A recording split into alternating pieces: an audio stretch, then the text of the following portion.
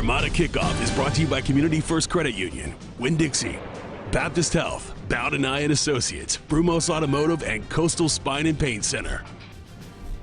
Hello and welcome into Armada Kickoff. Can you believe it? Just 2 matches remain in the inaugural season for the Armada, the next 2 Sundays, and then that's it. Coming up, we'll have highlights from both Armada matches this week, including perhaps the most thrilling game of the season. We'll also hear from the players and head coach Eric Date about how they'll approach these final 2 weeks. Plus, Bob Beal looks at Miguel Gallardo's return to form in goal for the Armada in Bob's boot room. Plus, we'll have Andy Kidd and David Hayes joining us on the Analyst Roundtable to discuss what it all means. But we start with the first comeback victory in Armada history this past Saturday.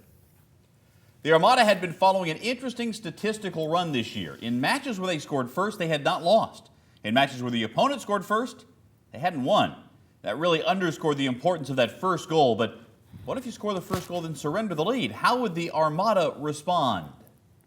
Saturday night, Community First Park, and in the 13th minute, Keita takes down Eddie Edwards here of FC Edmonton. Edwards down, and the yellow card comes out. So that would play a big role in this one as the game progressed, but Keita would also play a big role in this one.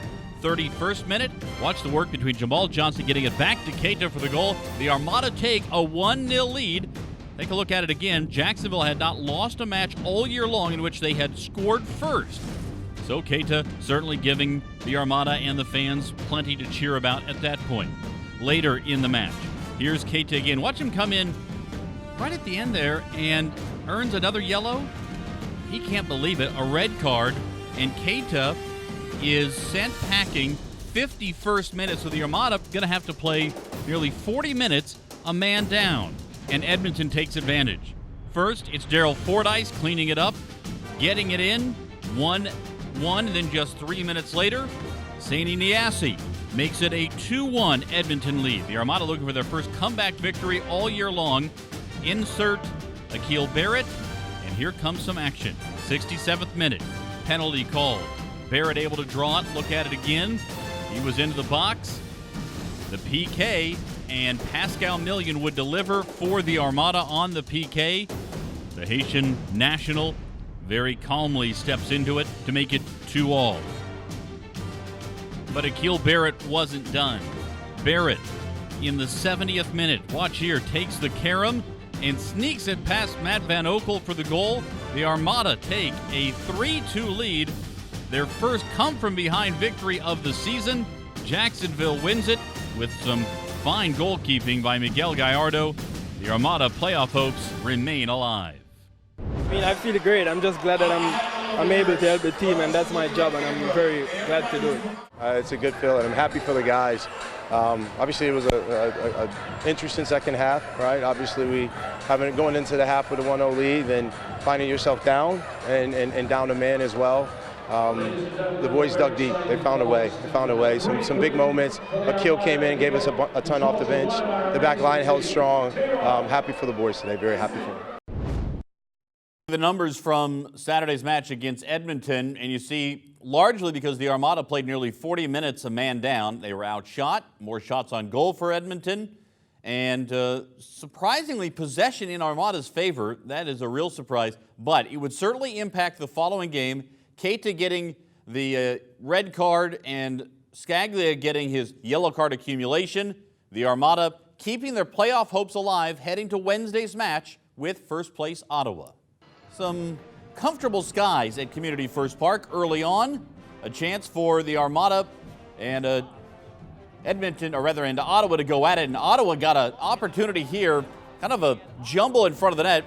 Ball came free. Goal, though, disallowed because of an offside. 38th minute. Here was a blast. What a stroke here. The strike from Meshach Jerome. This is world class from about 35 yards out. Gives the Armada a 1-0 lead, the first goal for the Haitian national. Second half now. Miguel Gallardo in net. A chance to put his stamp on things, and he did so on a couple of occasions here. Gallardo coming out, blocking that one, continues to make the stops, but this would lead to a foul on Perea, and that would set up the opportunity for Ottawa and a ball that caromed in. You see it off the carom on the free kick. We're even at 1 apiece. Then just 3.5 minutes later, Sinisa Ubi-Peripovic, a little deft lift over the head of Gallardo, who can't believe it. And the Armada now trail 2-1. Later, oh, what a shot again by Mishak Jerome. Almost had his second free kick, but Pazer closing down the area. Then the Armada late in the contest. This one just sort of puts it away. A 3-1 finish for Ottawa. The Armada losing, their playoff hopes are dashed, and Ottawa celebrates. They have won the fall championship. Definitely disappointing, very heartbreaking, to me, it's almost embarrassing to have another team come celebrate their win at home. But, the nature of the game, I've been on the other side and I've enjoyed it thoroughly. So, so hopefully this is a lesson for me to learn and, continue working. We didn't come out to play well in the second half. It wasn't a good second half for us. We gave up just what we call soft goals. Guys had open looks, unlucky on the free kick. We had chances to clear the ball, and next thing you know, they get a free kick in this league. Free kicks from that area are dangerous no matter what. They put it on frame. You give them credit. They stuck to their guns. They're the best team in the league for a reason. And for us, we had to do everything we needed to do. We had to have a good day in order to beat them. We had a good half, not two good halves. So take a look at the numbers here, and despite the possession being in Armada's favor, Ottawa really controlled the second half. They came out down a goal, needing one goal to forge a draw and win the fall championship, and they did more than that. Really a 2-1 game till the late goal we mentioned there in stoppage time. A 3-1 Ottawa victory overall, but the goal turned in by Mishak Jerome, his first as a member of the Armada. So what comes next for the Armada now? How do they handle these final two games? The playoffs are no longer in the picture. Krissty Andaur now with a closer look at how the Armada will approach the next two Sundays. There were some highs and some lows on Wednesday night against Ottawa. So how will the Armada approach the last two matches with the playoffs out of the question? The goal has to be from the beginning of the season to finish as high as we can in the standings. We still have a chance to finish in, the middle of the pack. Where that stands, we don't know, but we got to continue to push forward to go and find points. And we go on the road. It'd be nice to break that record that we don't have as far as points on the road, and come back and give the fans a good show on the last night. We want to continue to. I think we've been playing well. I think the first half, especially, we played really well. We want to continue to build momentum. We got a tough game against Edmonton. We want to be able to win at home before the season's over. To win away before the season is over. And then obviously come back home against Fort Lauderdale. I think is our in-state rivalry. It's a very exciting match. They probably have hopes to make it in the playoffs. And, we want to come out here and, be the last game of the season for the fans and, play with our hearts and let them know how much we appreciate all their support throughout the season. The Armada have only 2 matches left this fall season. They travel up to Canada to take on FC Edmonton this weekend, and they return to Community First Park for the last time on November 1st as they host the Fort Lauderdale Strikers. But first, the Armada must get through the Eddies of Edmonton, a team they just beat 3-2 last week. Cole has more on this weekend's opponent. Jacksonville's opponent on Sunday will be a very familiar one, FC Edmonton, whom the Armada beat just last Saturday. With the likes of Lance Lang and Tomi Amiobi potentially back in the starting lineup, it could see a more explosive attacking Edmonton side. Remember, the Armada have had some of their best games against this Edmonton team. Back in April, winning a 3-1 decision in the season opener in front of over 16,000 at Everbank Field. And then this past Saturday at Community First Park, a come-from-behind 3-2 victory over Edmonton. The Armada will be looking for the clean sweep of the team from Canada. It's that time again. Current season ticket owners can renew, and those who want to become season ticket owners can join for next year for as low as $10 per match, and you're guaranteed at least 17 matches for 2016. Call 844-2-ARMADA or online at armadafc.com.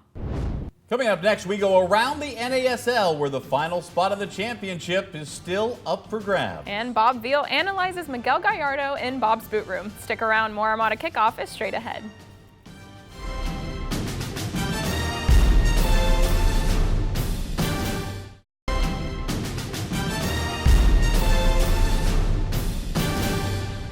To enter for your chance to participate in the Winn-Dixie Bubble Battle, visit your nearest Winn-Dixie in your Armada gear, take a selfie, and post it to any of the Armada social media using the hashtag WinnDixieBB. 2 winners will be selected every Wednesday during a home match week. Assemble a team of 3, and you're ready for battle.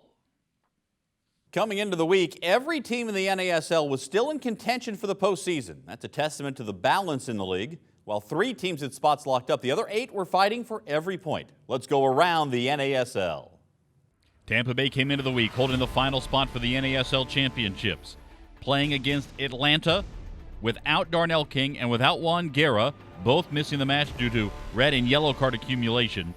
Only chance in this one that was close. Free kick by Junior Burgos, pushed wide right by Matt Pickens. Atlanta and Tampa Bay, a 0-0 draw. Fort Lauderdale and Carolina, this one was all strikers. Stefano Pino, the league's leading goal scorer, with 2 assists. He also scored his 16th goal of the year, 4-0. The strikers jump back into the 4th spot with a victory over Carolina. Indy 11, Minnesota United. Indy trying to stay alive at the bottom of the standings. Dylan Maris with a goal in front of over 9,000 in Indy. Minnesota missing defenders Justin Davis and Thiago Calvano with yellow card accumulation of their own.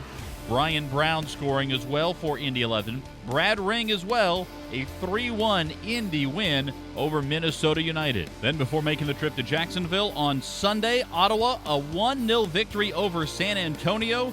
The second half game winner by Mauro Eustachio. Final regular season match at home for Ottawa, but they will be in the NASL Championship. And on Wednesday night, as the Armada were taking on Ottawa, it was San Antonio and Fort Lauderdale in a defensive struggle. This one ended 0-0 at Lockhart Stadium. So look at the standings as they stand right now. You've got the Ottawa Fury atop the table after their victory on Wednesday over the Armada. They are the fall season champions. They're also making a push for the #1 overall seed. New York Cosmos trying to hold off. Minnesota United will automatically be the #3 seed. They are locked into that spot. Then Fort Lauderdale right now has control of the 4th and final spot in the NASL Championship. But Tampa Bay is making a push, just 2 points back with 2 games remaining. There are other teams that are still within chase. Certainly FC Edmonton, not completely out of it here, but some of these other teams like Carolina, like Atlanta, long way to go to get back into the picture of the Armada, and Indy 11 among those teams who are no longer in contention in the NASL Championship chase. Now let's head to Bob's Boot Room, presented by Nike. Here are Bob Veal and Krissty Andaur.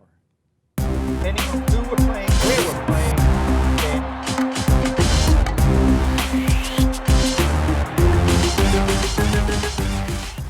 Thanks, Cole. Bob, what a thrilling match it was last Saturday against FC Edmonton. The Armada playing a man down, and really Miguel Gallardo goalkeeping came up really big. Yeah, they were really 2 down, weren't they? They lost Scaglia at half-time, who is a terrific midfield defence player, and then they lost Cater to the red card later on, early in the second half. So, yes, it was a thrilling match and a great win for the Armada. But for the first time in the boot room, we're going to concentrate on the goalkeeper. Let's do it. Let's look at what Gajardo did. This was a corner kick from the Eddies, and great anticipation from Gajardo. Plays the ball out, immediately launches the attack. Cater's in on the ball, and this is what you didn't play it from the back, played it straight upfield to Cater. Quick break, and the ball goes out there for a corner kick. So, really good a break, great save. And this is another one. Gajardo looks at this, times it absolutely perfectly, couldn't quite get to the ball, punches it out for the defenders, and then gets the rebound off the defender. That's a little luck for the goalkeeper to get the rebound, but great first save. Here we go again. Long ball in from the Eddies, cracking shot here. Gajardo is up to it, watches it all the way, punches it out, gets a little bit lucky there, with Sean where it goes to Sean Nicola, who knocks it out of play. So, yep, great goalkeeping. This is a corner now from Edmonton. This is a corner by Edmonton again. And this is when they were really trying to get back in the game. Great save. Didn't feel he could hold on to it, so punched it out into a melee of players. Again, a little luck that it fell to a defender, but that's the difference between winning and losing. And here we go again. Great strike in from the left-hand side. Shot, and Gajardo's there on the rebound, grabs the ball. So an excellent performance from the goalkeeper. Kept us in the game when we needed to be kept in to go on for the win. And finally, in the last 10 minutes, let's see, Edmonton attack here. This is a great cross. Gajardo's caught in two minds, whether to grab that ball or punch it out. But again, he punches it out. It luckily goes to a defender who plays it out of play. So I guess that's really just the difference between winning and losing, is getting lucky like that and punching those balls out. Yeah, 3 or 4 of those balls, great goalkeeping, but the ball rebounded to a defender who happened to be able to play it out of play or play it up the field. That's the difference, really marginal between winning that game, drawing it, or losing it. Okay, thanks so much, Bob. Gallardo and the rest of the Armada are away this weekend on Sunday against FC Edmonton. Cole? All right, thank you, Krissty. Coming up, the Analyst Roundtable. Andy Kidd and David Hayes join us to size up the Armada season and what comes next. Stick around. More Armada Kickoff is straight ahead.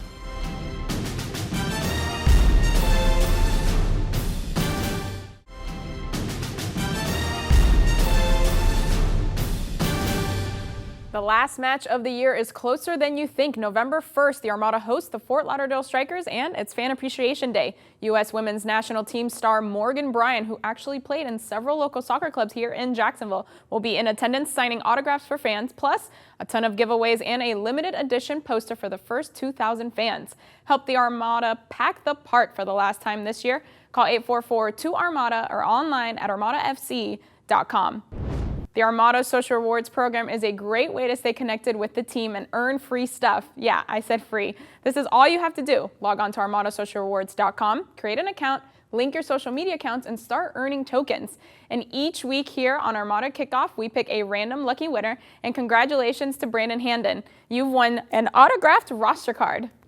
And now let's head over to the roundtable presented by Subway. Cole? Players that you can switch around, and we're going to be very strong. We saw a lot of different players, a lot of different lineups. All right, thank you, Krissty. Here on the Analyst Roundtable presented by Subway, Andy Kidd, David Hayes. All right, let's talk about it. 2 matches remaining. Playoff hopes are dashed. How do you handle these last 2 matches, David? Well, from a coach, you see what you have. You know, I think you play some players that you're not so sure about going into next season.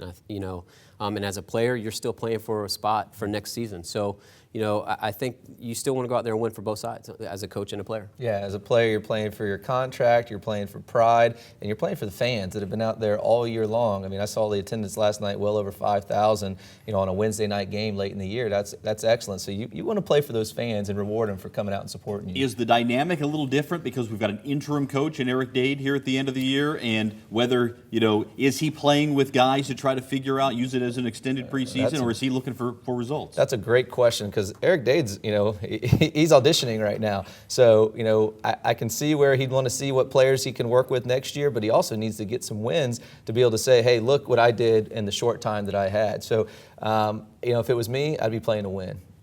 Yeah, same here. I mean, I want to win, but a little bit I want to see what I got going into it. He probably didn't take this job saying I'm only going to be here till the end of the season. I mean, I know he wants to go further, and I know that I'm sure the owners want him to go further. So I think he should obviously try to get results every time you step on the field, but I think he's trying to look for what he's got coming. Let's look at the team that has played a system that has worked very well for them all year long. That's Ottawa. Yeah. The Armada just watched Ottawa celebrate winning the fall season championship at Community First Park on Wednesday. Last year they were an expansion team, finished toward the bottom of the table. This year, best team in the league. Can the Armada replicate that in year 2? Absolutely. I don't think there's any reason to think that the Armada are going to be, fledgling next year by any means. They've made a lot of strides this year, made it hard for teams to come into Jacksonville and win, put together some great results against some top-tier teams.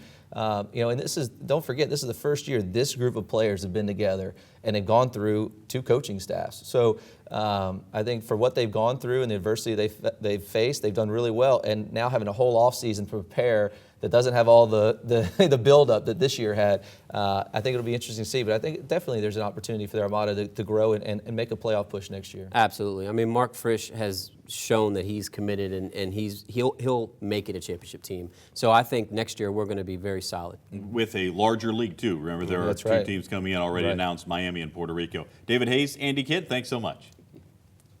Coming up, the Armada players have been spending all year getting involved in the community. We'll show you in the Twitterverse as Armada Kickoff continues.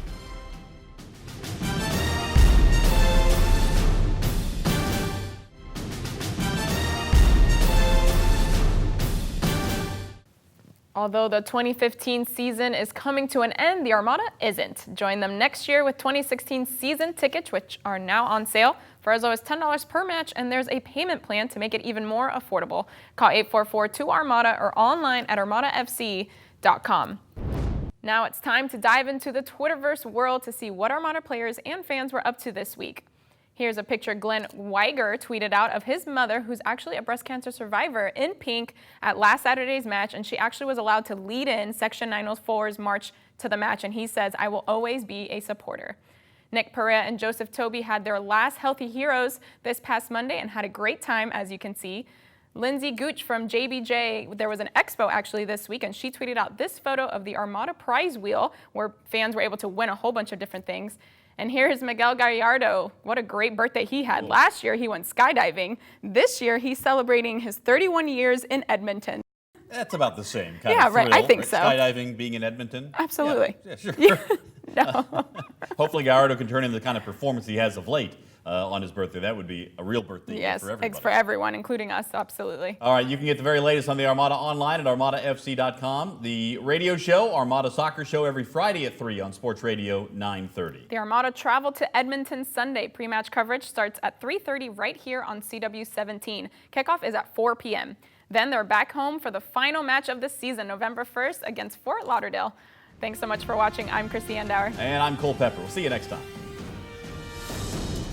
Armada Kickoff is brought to you by Community First Credit Union, Winn-Dixie, Baptist Health, Bowden Eye and Associates, Brumos Automotive, and Coastal Spine and Pain Center.